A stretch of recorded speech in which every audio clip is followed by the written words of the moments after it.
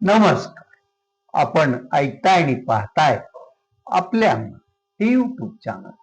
मी गणेश तुकाराम शिंदे आपणा सर्वांचं आपल्या या युट्यूब चॅनलवर स्वागत करत आहे. आपण सकाळच्या व्हिडिओमध्ये राज्याचे दबंग नेते सर्वांचे दादा अजित पवार यांच्या निधनाला आज 1 महिना पूर्ण झाला आहे. आज तसं म्हणलं तर हिंदू याच्याप्रमाणे त्यांचं पहिलं मासिक तारखेप्रमाणे आहे. दादांचं अपघाती निधन झालं आणि संपूर्ण महाराष्ट्र अवाक झाला. ते जो पक्ष चालवत होते राष्ट्रवादी काँग्रेस अजित पवार पक्ष, त्या पक्षात पण प्रचंड अशी चलबिचल सुरू आहे. आणि मग आता पक्षाचं नेतृत्व कोण करणार, पक्ष एकत्रित बांधून ठेवण्यासाठी कोण लायक आहे यावर पण चर्चा त्या दरम्यान सुरू झाल्या होत्या. आणि मग पक्षातील ज्येष्ठ नेते आणि इतर यांच्या ह्याच्याप्रमाणे पक्षाच्या विधिमंडळ पक्षनेतेपदी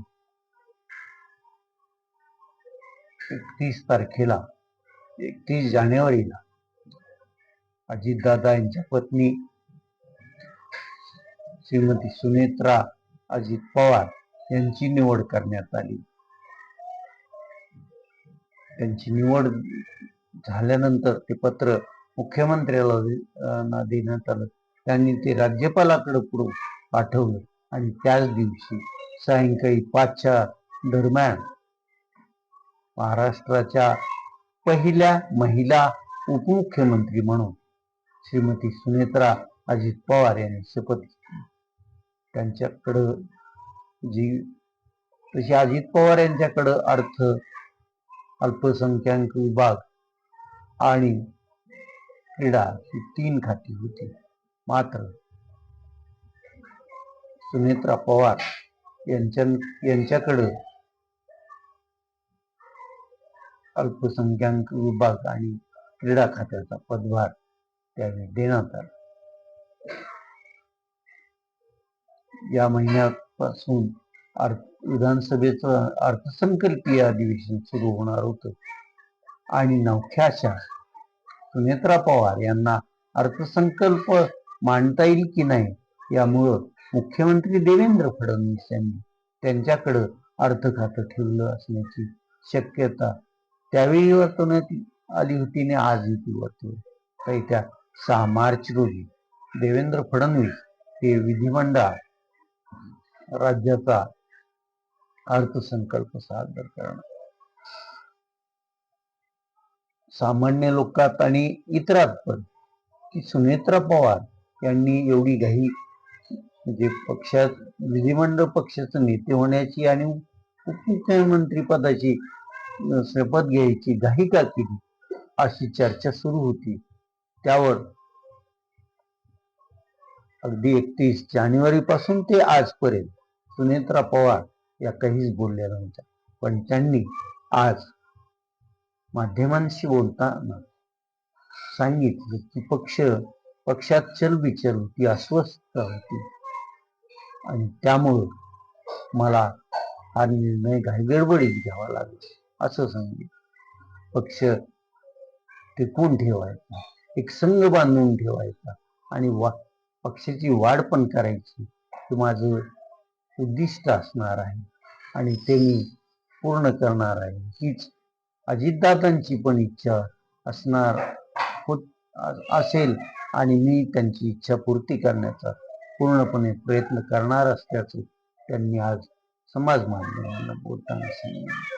म्हणजे एका अर्थानं सुनेत्रा पवार या त्यांची एवढं दुःखाचा डोंगर त्यांच्यावर कोसळलेला असताना पक्ष म्हणून पण काही करणं गरजेचं होतं आणि ते त्यांनी त्यावेळी केलं होतं असंच त्यांनी स्पष्ट केलं.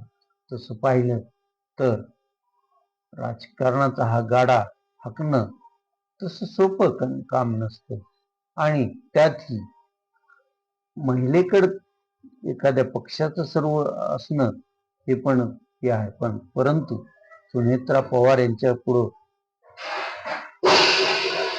स्वर्गीय इंदिरा गांधी यांचं उदाहरण असणारच आहे. त्यांनी स्त्री असूनही काँग्रेस पक्ष एकत्रित ठेवला, अनेक वर्ष देशावर राज्य केलं, त्याचे त्यांच्या समोर उदाहरण आहे. आणि त्या अजित पवार यांनी त्यांना काही अगदी घरातच बसवून ठेवलेलं असं नव्हतं. लहानपणापासूनच त्यांच्या तेरीतील घरातून पण त्यांना राजकारणाचं बाळकडू मिळालेलं असल्यामुळं आणि महाविद्यालयीन जीवनात पण त्यांनी आपलं नेतृत्व कौशल्य दाखवल्यामुळं पुढं बारामतीच्या सरपंच, त्यानंतर बारामती परिसरातील महिलांना एकत्रित करून उभा केलेलं औद्योगिक साम्राज्य आणि विद्याप्रतिष्ठान आणि इतर याच्यात काम पाहत होता. त्यामुळं त्या राजकारणात नवख्या आहेत असं कोणाला वाटत असेल तर ते त्यांची चुकी असणार आहे. जरी पक्षातील काही ज्येष्ठ मंडळी आपला एकेकोळीपणा करून त्यांना पाहिजे असा काही साध्य करायचा प्रयत्न करतील, त्यावेळेस सुनेत्रा पवार या आपण कशा खमक्या आहोत ते नक्कीच दाखवून देतील, हे मात्र खरं.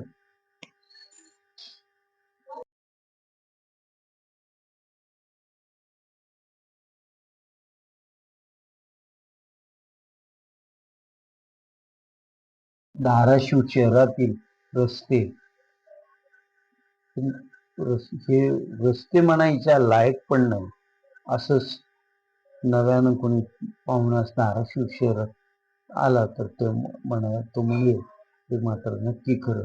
धाराशिव शहरात कुठल्याही भागात जावा, रस्त्याची दुरवस्थाच आपल्याला पाहायला मिळते. धाराशिव शहरातून जाणारा जुना सोलापूर धुळे राष्ट्रीय महामार्ग, जिजाऊ चौक ते सेंट्रल बिल्डिंग पर्यंतचा DIC रोड, दोन रस्ते सोडले तर कुठलाही रस्ता म्हणण्याच्या लायकीचा नाही, हे मात्र खरं. आणि त्यामुळेच अधूनमधून काही मंडळी रस्त्याच्या मागणीसाठी निवेदन देतात, आंदोलन करतात. आता उमरेकोठ्या भागात राहणारे दिनकर मुंडे उर्फ दादा मुंडे यांनी गेल्या 4 दिवसापासून जिजाऊ चौक ते उमरेकोठा हा जो रस्ता जातो त्या रस्त्याच्या बाजूला ते उपोषणाला बसलेले आहे. त्यांच्याबरोबर त्यांचे काही सहकारी पण उपोषणात सहभागी झालेले दिसतात. त्यांची मागणी रस्ता 35 वर्ष झाले आहे तसेच रस्ते आहेत, त्यामुळं रस्ते चांगले व्हावे. हा रस्त्याला निधी आला होता, पण तो काम वेळेत न झाल्यामुळं लॅप्स पण झाला असं त्यांचं म्हणणं असून आता हा रस्ता कुठून निधी आणून कुठून कसा करावा हा प्रश्न नगरपालिकेचा असून नगरपालिकेनं यात लक्ष घालावं. ठोस असं मला रस्ता आम्ही पूर्णच करू असं आश्वासन द्यावं, त्यावेळेस मी उपोषण सोडणार आहे असं दिनकर उर्फ दादा मुंडे यांचं म्हणणं आहे. दिनकर मुंडे कुठल्याही पक्षाचे नेते किंवा कार्यकर्ते नाही किंवा कुठल्याही नेत्याचे ते फॉलोअर्स पण नाही. आपण त्या भागात राहतो, ते आपल्या परिसरात राहणाऱ्या लोकांची जे हाल होतात त्यासाठी त्यांनी उपोषणाचा मार्ग पत्करलेला आहे. तर आज दुपारी 12:30 पर्यंत त्यांचं उपोषण सुरूच होतं, नाही आता पण सुरूच असेल. आज उपोषणाचा त्यांचा 4था दिवस आहे. आता या 4 दिवसात एके दिवशी नगरसेवक आणि नगराध्यक्षांचे पती असलेले राहुल काकडे आणि नगर परिषदेच्या बांधकाम विभागाचे गोरे हे त्यांना भेटून गेल्याचं त्यांचं म्हणणं आहे. मात्र कुठलाही शासकीय अधिकारी, जिल्हा प्रशासनाचं कोणी त्यांच्या भेटीला गेलेलं नाही. त्यांनी आपल्या उपोषणाच्या संदर्भात शहर पोलीस स्टेशन आणि आनंद नगर पोलीस स्टेशनला लेखी कळवलेलं आहे. आणि कदाचित आपण उपोषणाला असल्यामुळं आपल्याला पाठिंबा देण्यासाठी किंवा हा प्रश्न लवकर मार्गी लागावा यासाठी लोक रस्ता रोको पण करतील असंही त्यांनी सांगितलेलं आहे. दिनकर उर्फ दादा मुंडे यांची जास्त परीक्षा नगर परिषदेनं आणि जिल्हा प्रशासनानं पण घेऊ नये. लवकरात लवकर त्यांनी उपोषण सोडावं यासाठीचा मार्ग नगर परिषद आणि जिल्हा प्रशासनाने काढावा आणि उपोषण सोडायला त्यांना लावावं हीच आपल्या अण्णा युट्यूब चॅनलची अपेक्षा आहे. आज आपण आता इथंच थांबूया. तुम्ही आपल्या अण्णा हे यूट्यूब चॅनल सबस्क्राईब करा, लाईक करा आणि कमेंट्स पण नोंदवा. धन्यवाद.